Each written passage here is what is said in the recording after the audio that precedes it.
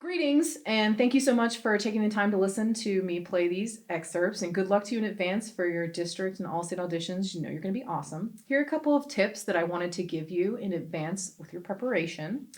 The first thing you want to consider in any audition, especially if you're getting the music in advance, of course, hopefully you are, it's not a sight reading audition. If it is, maybe don't take that audition. But anyway, I want you to make sure that you're thinking a lot about what the judges are listening for. So as a person who has been on both the auditionee side and the adjudicator side of things, there are three very important criteria that I want you to make sure you're focusing on as you prepare these excerpts.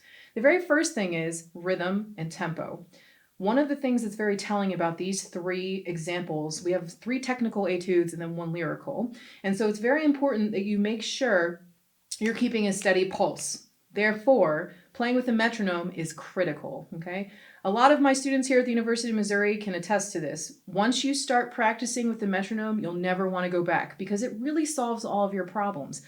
Get a metronome app on your phone, buy one from your music store or online, and make sure you use it. For the first etude, the Pottag-Hovey, okay, or Pottag-Hovey, however you'd like to pronounce it, number 128, we have Allegro Moderato. I think a good ballpark figure for this would be about 120, okay? And you really want to make sure that your 16th notes are super clear, okay? So oftentimes in auditions, we'll hear students with 16th notes. But if you make sure you put a nice clear front on the first of each 16th note, it's going to ring wonderfully and be nice and clean, and that's what we want.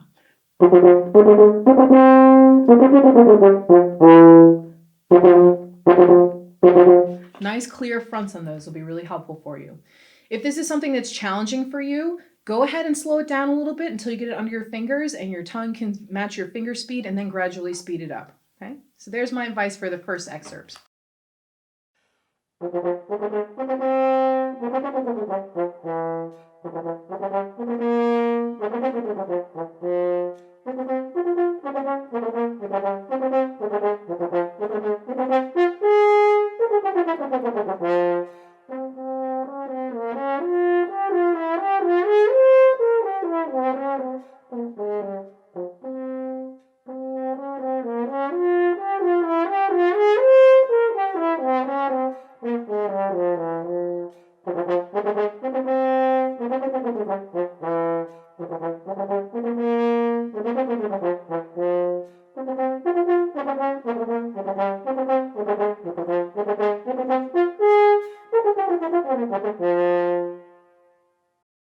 Let's talk now about Kopprash number 8. It can be found on page 6 of your book.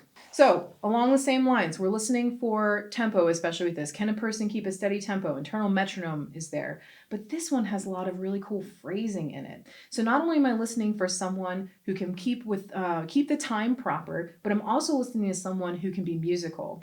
So Kopprash gives us these wonderful, beautiful lines. Take a listen to this.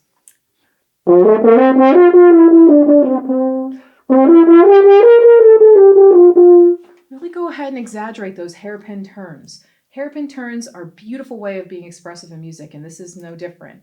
Also, be mindful that we have some contrast here. So we see fortes and we see pianos. It's very important that you show contrast between dynamics.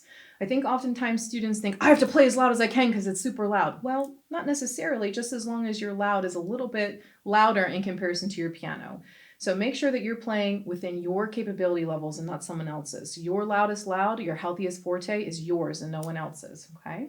One question I get asked a lot with these etudes is, do I need to take the repeats? My best advice would be to practice the worst case scenario, which is you have to play everything, okay? So that means you're playing the repeats. Likely in your audition, in my experience as an adjudicator, I've asked for repeats to be omitted since the time constraints. But again, you always want to be prepared for whatever people might ask you.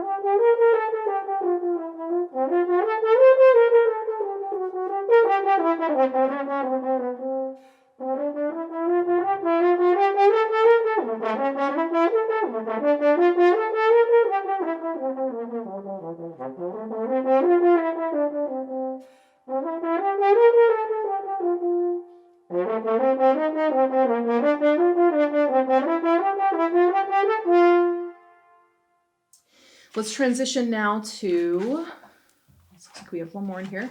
Yes, the Kopprasch that can be found, it's number 30, and it's on page 20 of your Kopprasch book, if you're using the traditional one.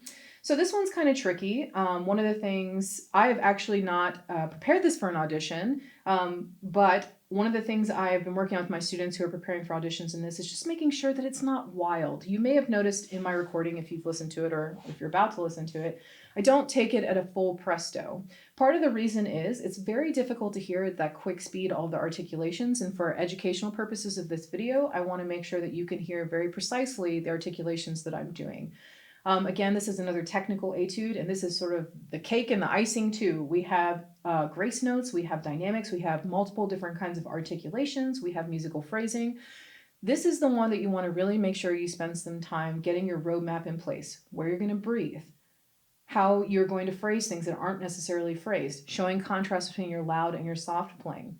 My best advice would be to practice, especially some of these faster sections, a little bit slower to make sure they're on your fingers before you attempt to put in some of these other details and these intricate little things. This one does have a repeat sign at the end, and it does go back to the beginning. However, for our recording, I only did one pass of it. It's very likely in an audition setting that you'll probably play one pass, but again, worst case scenario, correct? You have to make sure that you're prepared for whatever anyone asks of you. My only other comment for this one is it is tricky. Out of all four of them, I would say this is probably the trickiest one. And if you're a person that finds technical playing to be not that big of a deal, then you'll love this one. But if you're someone like me who's sort of like, oh, so many notes, make sure you take your time to really work through these slowly in these passages. I also like to mark in my accidentals. For example, a few lines in, 5 or 6 lines in, we have a switch to G minor, okay? And I marked in my B flat so I wouldn't forget them, okay? So feel free, any things you need for your roadmap, it's for you, not for someone else. Give yourself what you need to be successful.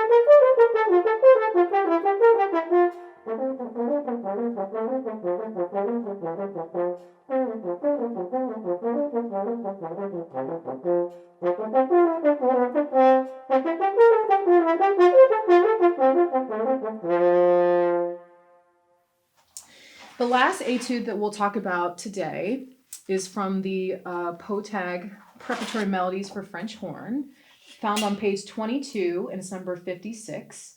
This is your lyrical etude. This is your chance to show the adjudicators how musical you can be. Pottag writes some beautiful phrasing in here for us, and this is really a great moment to showcase how you can diminuendo out of a phrase. For example,